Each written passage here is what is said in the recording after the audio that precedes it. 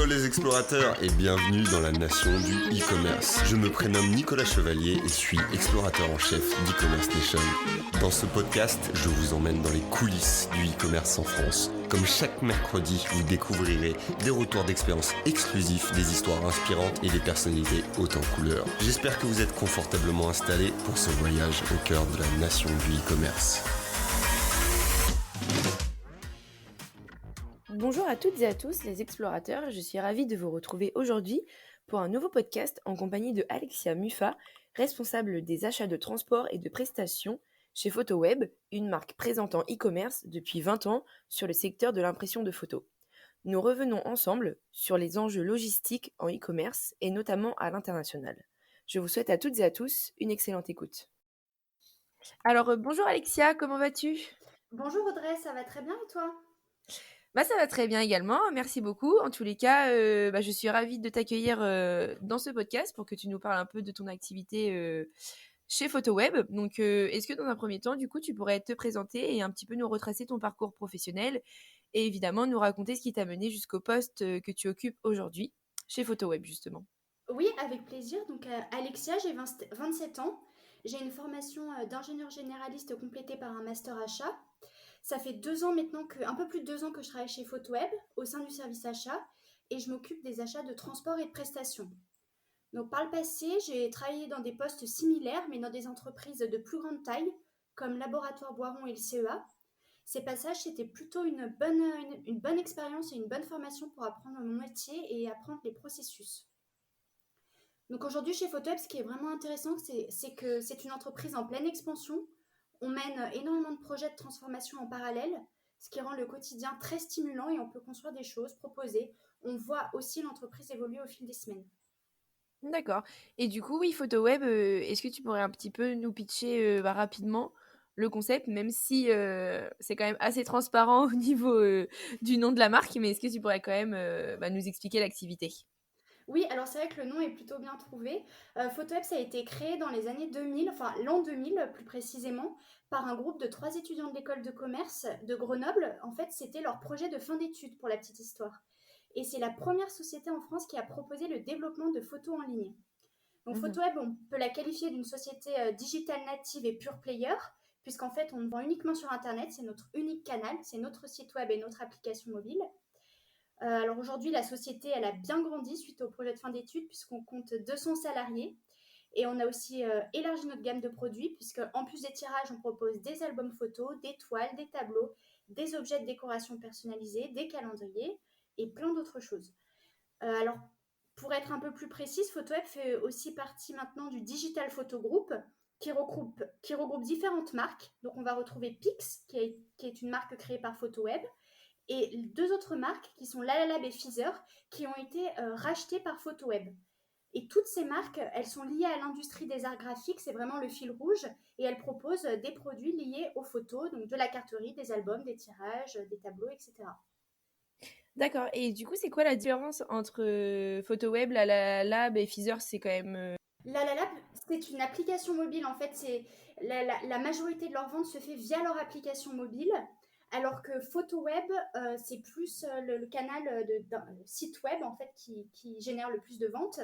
Et du coup, Lalalab touche un public un peu plus jeune que PhotoWeb. Donc, Lalalab, ce sera plus les 15-25 ans, enfin les jeunes adultes qui sont vraiment nés avec le smartphone, enfin ou qui sont très habitués au smartphone, qui prennent toutes leurs photos smartphone. Et PhotoWeb, ce sera plus pour des créations un peu plus chiadées, pour des jeunes mamans ou un public un peu plus âgé que Lalalab. Oui, effectivement. Lab, j'ai déjà eu par exemple des codes promo quand je suis abonnée à des box, etc. Donc effectivement, c'est un public du coup plus jeune, je pense, Voilà, comme tu l'as exactement. dit. Et puis Feezer, on les a rachetés en décembre 2019.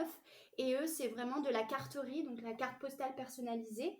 Et du coup, selon toi, c'est quoi la valeur ajoutée de PhotoWeb ? Alors, il y a beaucoup de valeur ajoutée chez PhotoWeb. Donc déjà, ça fait 20 ans qu'on est sur le marché. Donc, on a acquis un savoir-faire durant toutes ces années qui est assez conséquent. Et cette année, la 2020, c'est l'année de nos 20 ans. Et il y a un nouveau logo qui a été retravaillé par l'équipe marketing avec un slogan 20 ans qui nous rapproche. Donc, ils mettent vraiment l'accent là-dessus. Et chez PhotoWeb, c'est aussi important la préoccupation du client, sa satisfaction. On les sonde souvent pour avoir les retours d'expérience et on a mis en place aussi une garantie satisfait ou remboursé. Après, donc quelque chose qui est bien en vogue en ce moment, c'est le Made in France. Donc, nous, c'est un point différenciant puisque la quasi-totalité de nos produits sont fabriqués en France à Saint-Égrève à côté de Grenoble. Après, les autres points différenciants, on propose aussi des graphismes, des designs qui sont très originaux et qui sont totalement créés en interne par notre propre équipe de graphistes. Donc, on n'a pas recours à des banques d'images. Donc, ça, c'est quelque chose aussi qui nous différencie.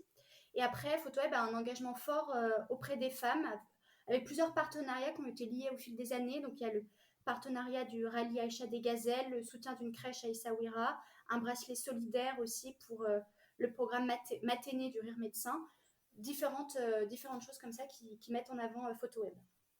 D'accord. Et du coup, toi, tu nous disais que tu étais aux achats, c'est bien ça? Oui, Achats exactement. de transport et de prestations, si j'ai bien retenu. Oui, c'est ça. Oui, oui. Et du coup, est-ce que tu peux nous parler un peu de ton poste, ton périmètre d'action, tes missions au quotidien? Oui, donc au sein du service achat, on est 5 acheteurs et on se répartit les différents achats de l'entreprise. Donc pour ma part, c'est les achats de transport pour toutes les marques du groupe, mais aussi les achats de prestations et de logiciels et de temps en temps aussi les achats de machines en production. Donc pour vraiment faire un zoom sur le transport, en fait, ça consiste à gérer les relations commerciales avec nos différents transporteurs, puisqu'on en a un certain nombre. C'est aussi trouver les meilleurs tarifs pour le meilleur service. Et ensuite, c'est faire le lien avec nos différentes marques. Il faut sans cesse répondre à leurs interrogations et leur proposer les meilleures offres adaptées à leurs besoins. En interne chez PhotoWeb, ça consiste aussi à faire le lien avec d'autres services sur les sujets de transport. Ça peut être par exemple avec le service client, s'il y a des problèmes récurrents, avec la logistique, les expéditions, l'informatique. En fait, on peut dire que le transport, c'est un sujet transverse dans l'entreprise qui touche tous les services. D'accord. Donc effectivement, le transport, on en reparlera dans la seconde partie, je pense. On va rapidement aborder également le e-commerce, puisque nous, c'est ce qui nous intéresse aussi, c'est chez e-commerce Nation. Donc comme tu nous l'as dit tout à l'heure, PhotoWeb a été créé en l'an 2000, donc ça existe depuis plus de 20 ans, donc vraiment aux prémices du e-commerce. Donc vous êtes en quelque sorte, vous, les pionniers sur votre secteur en e-commerce, même si maintenant beaucoup de marques se sont développées sur la photo. Comment c'était trois que tu m'avais dit, oui, les trois Oui, créateurs ont pu déceler comme ça rapidement le potentiel de ce marché. oui, alors c'est vrai que comme tu l'as dit, PhotoWeb sont les pionniers, même si la concurrence a vite suivi. Donc Étienne Descures, c'est le fondateur principal de la société. Il était vraiment un très bon visionnaire, puisque une fois le lancement de la société, ça a très vite fonctionné. Le bouche à oreille a confirmé qu'on était sur un marché porteur. Et ensuite, donc l'an 2000, il n'y avait pas encore la DSL dans les foyers. Donc au début, bon, ça marchait plutôt localement. Mais dès qu'en 2003, la DSL est arrivée dans les foyers, ça a permis à la société de se développer très rapidement. Et du coup, c'était quoi un peu la stratégie de croissance pour développer rapidement cette entreprise? La stratégie, déjà, c'était de toucher le marché français, puisque c'est Mhm. le marché sur lequel on est le plus mature aujourd'hui. Et on a aussi une stratégie de croissance externe, puisque PhotoWeb rachète aussi des entreprises spécialisées dans leur domaine. C'est le cas de Jumeo, qui propose un stockage et un partage privé gratuit et illimité de photos. Lalalab, qui est une application mobile, donc ça a été racheté en fait dans le but de développer le groupe sur la partie mobile, puisque PhotoWeb n'était pas encore bien présent sur ce marché-là. Ensuite, on a Feezer pour la carterie. Mhm. Et après, donc la stratégie, c'est aussi de s'ouvrir au marché français, mais de plus en plus au marché européen. Donc ça, c'est quelque chose qui est très important et c'est un bon levier. D'accord. Et justement, du coup, pour le lancement à l'international, pour l'instant, vous n'avez pas toutes les marques qui se sont lancées, si je comprends bien. Oui, exactement. Donc en fait, pour Pix, Lalalab et Feezer, donc ces marques, elles se sont lancées directement à l'international dès leur création. Donc elles sont Mhm. en contrat avec Ascendia Delivengo depuis de nombreuses années. Par contre, PhotoWeb, pour l'instant, on était présent que sur la France. Et là, on démarre avec la Belgique en octobre. D'accord, très bien. Et du coup, pour les marques Pix, Lalalab et Feezer, vous avez commencé par quel pays en premier ou directement l'Europe ou les pays frontaliers ou le monde entier? Ça s'est passé comment? Globalement, pour les produits photo, on a une force de frappe qui est vraiment importante en Europe. Euh, Surtout les pays voisins tels que l'Italie, Allemagne, Espagne. Mais on livre aussi pour le grand international et puis pour des pays parfois très exotiques. On a déjà eu le Costa Rica et le Groenland pour la petite anecdote. D'accord, oui, donc c'est quand même concentré plus Europe, mais parfois, quand même, vous êtes quand même dans des pays plus lointains que l'Europe. Exactement, vu que ce sont des applis mobiles, on peut commander de n'importe quel pays dans le monde. Alors je sais qu'il y a certains pays sur lesquels qui ne fonctionnent pas, mais une grande majorité de pays sont desservis. Ok. Et selon toi, est-ce qu'il y a des produits qui fonctionnent mieux d'un marché à l'autre ou pas du tout? Alors là, c'est vrai que c'est un petit peu moins mon métier puisque c'est vraiment du marketing, mais de ce que je sais pour les produits photos, les goûts ne divergent pas vraiment entre les différents pays. On a des goûts qui sont assez similaires. D'accord. Et du coup, si il y a des entrepreneurs qui nous écoutent actuellement et qui souhaiteraient, par exemple, se renseigner pour se développer à l'international et plus particulièrement en Europe, est-ce que tu aurais des conseils à leur donner, même si toi, tu es plus transport, mais du coup, ce sera plus axé transport, mais comment bien étudier le marché de chaque pays pour se lancer ou des choses là, ou quels indicateurs clés sont à analyser en priorité? Bah, il est vrai qu'en Europe, certains pays sont plus ou moins matures par rapport au marché. Donc là, en l'occurrence, le marché des produits photos. Donc ça, c'est un axe intéressant de développement puisque c'est toujours plus intéressant d'aller chercher un marché qui n'est pas encore mature pour se développer et se faire une place rapidement dans le pays. Donc en fait, regarder ce qui se fait dans le pays et si une activité similaire n'est pas présente. Oui, C'est ça? voilà, exactement. Ok. Voir le niveau de concurrence et le niveau de maturité du marché, les habitudes de consommateurs. D'accord. Et du coup, lorsque vous êtes lancé à l'international, est-ce que vous avez rencontré des difficultés et comment vous les avez surmontées justement? Alors là, je vais répondre plus axé transport. Donc, ce Ouais. qui est important, c'est vraiment d'étudier les offres de tarifs, d'étudier les délais. Si c'est une offre point relais, de vérifier les implantations des points relais, de vérifier si le nombre est suffisant sur le territoire, d'étudier aussi quel est le réseau de transport, quelles sont aussi les possibilités de retour. Donc ça, c'est tout des choses auxquelles il faut vraiment faire attention. Il y a aussi le tracking, le suivi du colis qui peut être quelque chose, qui peut être quelque chose d'intéressant. D'accord, parce que le tracking, par exemple, il va pas être disponible dans tous les pays. Non, et selon l'offre qu'on veut, si on veut une offre entrée de gamme, on n'aura pas forcément le tracking, mais c'est pas forcément grave puisque des fois pour certains marchés, ça convient très bien. D'accord. Et du coup, vous, quand vous avez étudié les offres et les tarifs proposés par les différents transporteurs, vous avez choisi quoi et pourquoi?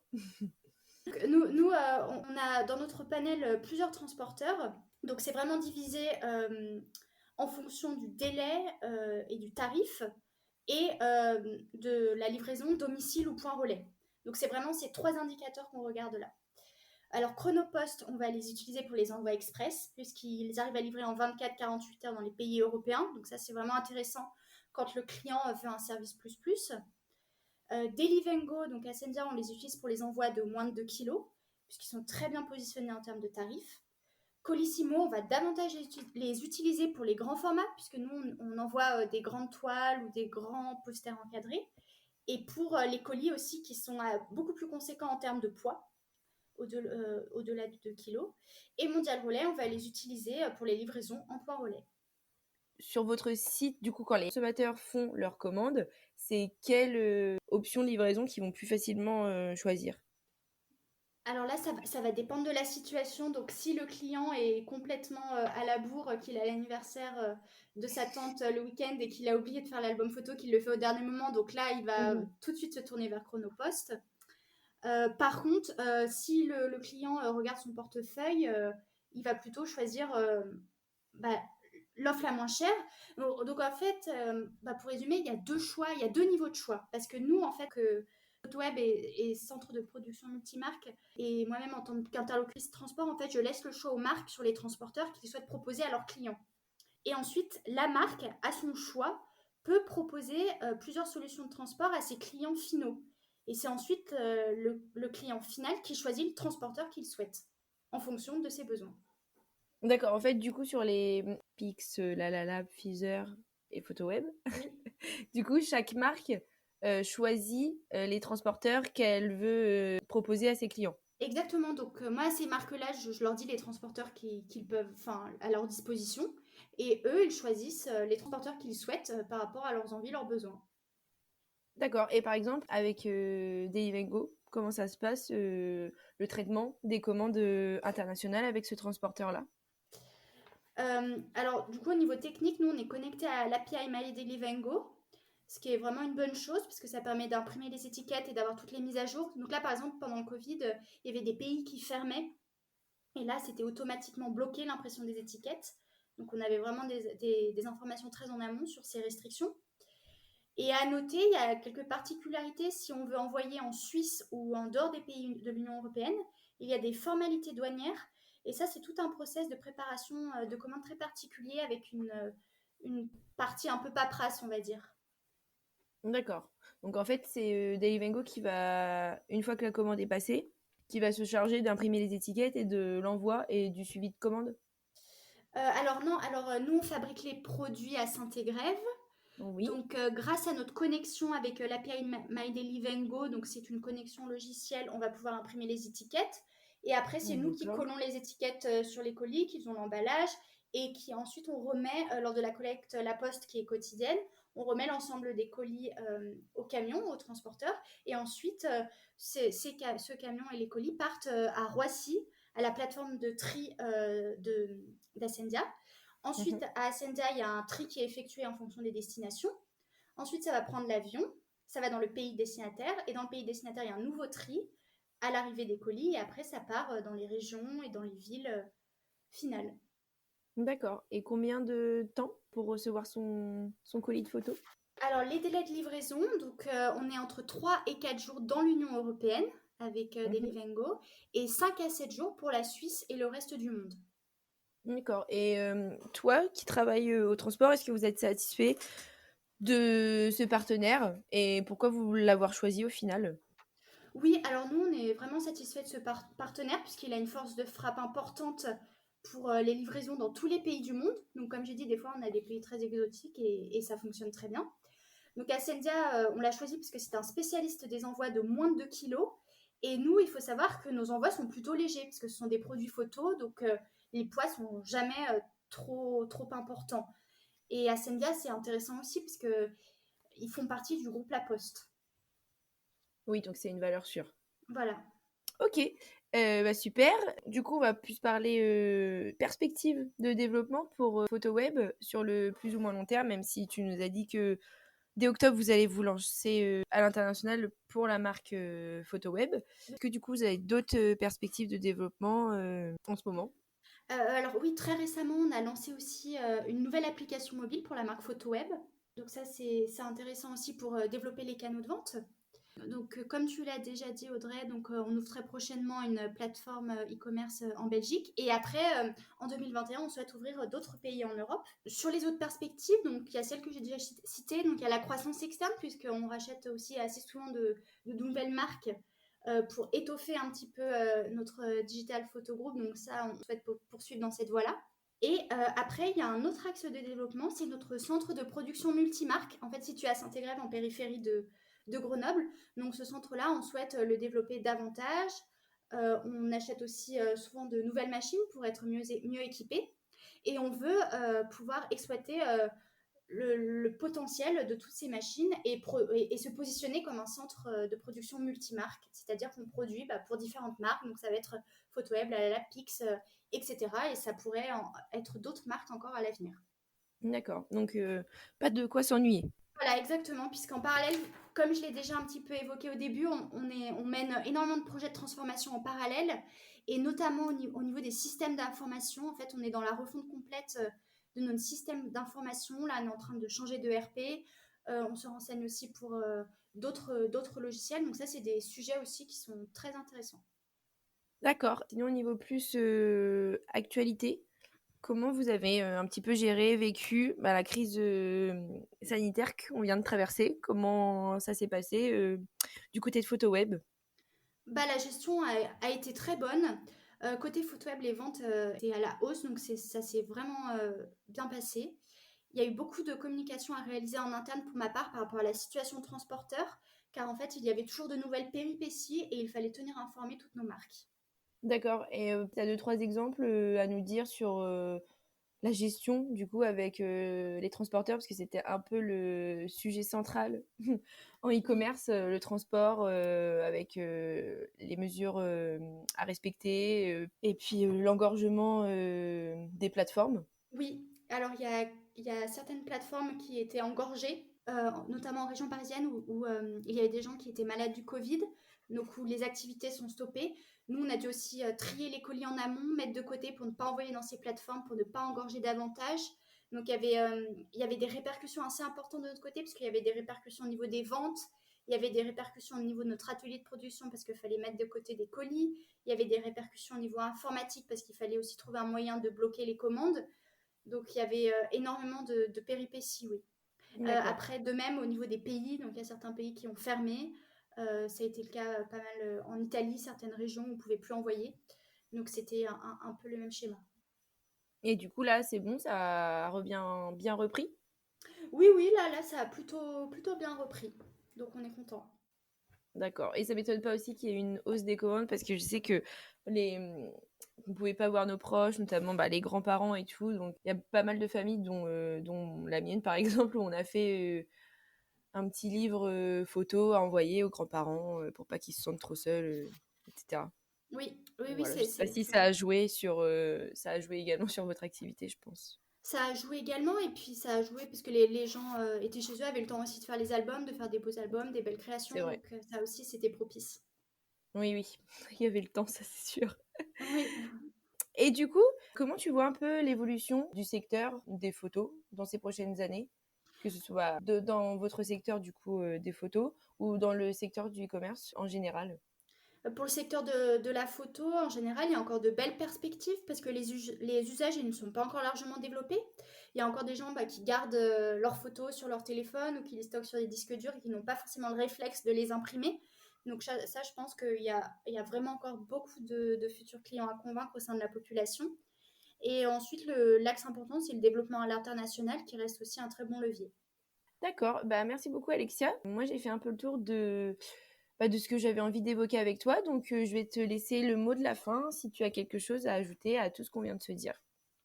Et bah merci, en tout cas, c'est toujours appréciable de pouvoir discuter, échanger et de parler de photo web et de partager aussi l'expérience qu'on a sur le transport et sur le e-commerce. Et bah super, merci beaucoup Alexia. Je te souhaite une bonne journée et puis à bientôt. Merci, à bientôt, au revoir.